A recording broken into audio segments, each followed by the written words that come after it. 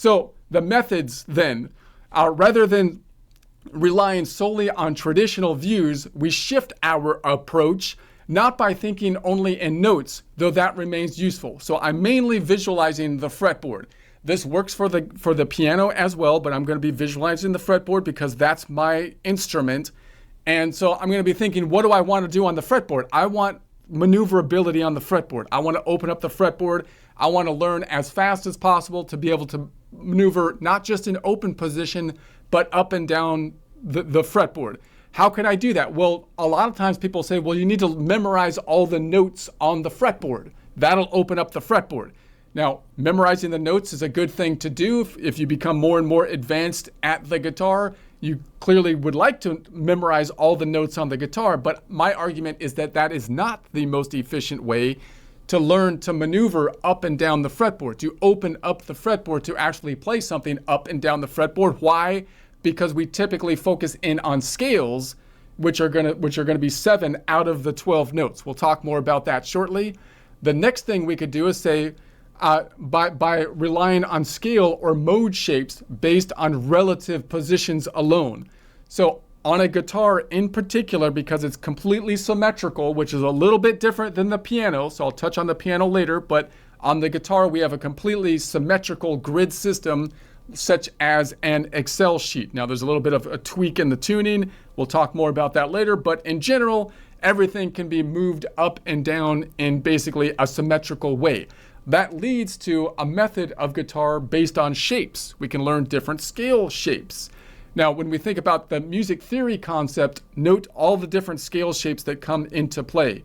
We end up having, all of the major scales, which if we go through the 12 notes, ends up with 12 different scales. And if we look at each of the 7 notes within those scales, we end up with 7 modes. So you end up having to think that you have to learn 7 times 12 different scale shapes.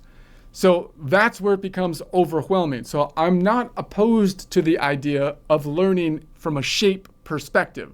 That clearly makes sense. The problem is the renumbering of the shape based on the scales that we're using as we move through the different modes. I'll talk more about that in a second.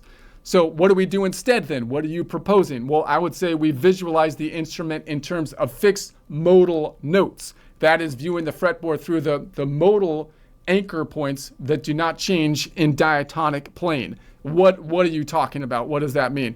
Well, I'm basically just saying we're still looking at the shape, but I'm not going to keep renaming all of the relative points on the shape as we move through different modes or different scales, like a C major to an A minor scale. I'm not going to renumber all of the notes if they're related, meaning they're in the same diatonic shape. The same master shape will be the same.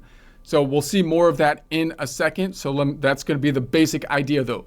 If I'm learning the fretboard, how are you going to learn the fretboard? 3 primary ways that's going to come to your mind. I'm going to learn all the notes on the fretboard, or I'm going to learn all of the relative scale shape position and chord shape positions on the fretboard, which means I'm renumbering every time I think about a new shape.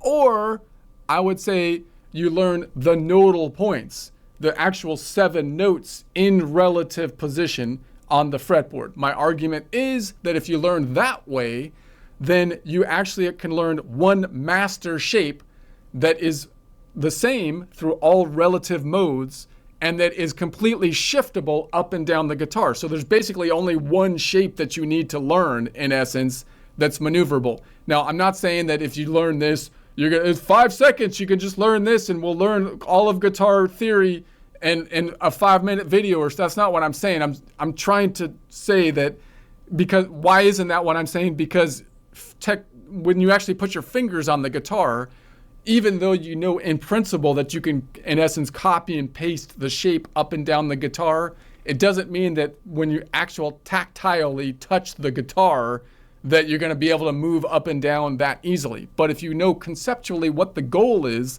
that means that you can train your fingers a whole lot faster than if you have no idea of what the goal is. If you're trying to switch yourself between going through 12 times 7 different scales instead of realizing that they're all the same shape, then you're not just dealing with a problem of training your fingers, you're dealing with the problem of having to mentally visualize and do a lot of mental gymnastics that you don't need to do, right? That's the point. Okay, so this means, so each mode is tied to a stable note. We'll talk about this in a second.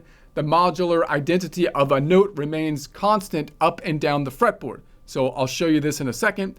So you're thinking to move horizontally in modal structure rather than vertically in position shapes.